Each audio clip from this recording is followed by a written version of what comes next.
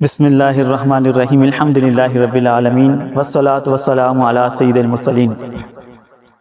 ایک شخص نے پوچھا ہے کہ بیوی سے جھگڑے کے دوران اس نے اپنی بیوی کو 2 طلاقیں دے دی ہیں، تو اب ان کی صلح ہو سکتی ہے یا نہیں؟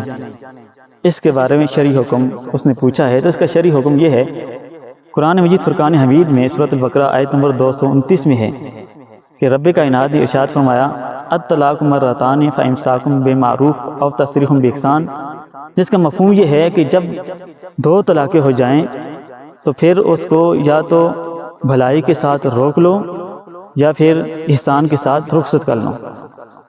تو جب 1 طلاق ہو جائے یا 2 طلاقیں ہو جائیں تو صلح کی گنجائش ہوتی ہے، تو اس کو طلاق رجعی کہتے ہیں۔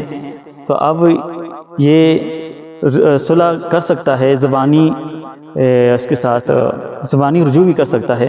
تو اس طرح جب یہ صلح کر لے گا تو آئندہ زندگی میں اس کے بعد اس کے پاس 1 طلاق کا حق باقی رہ جائے گا۔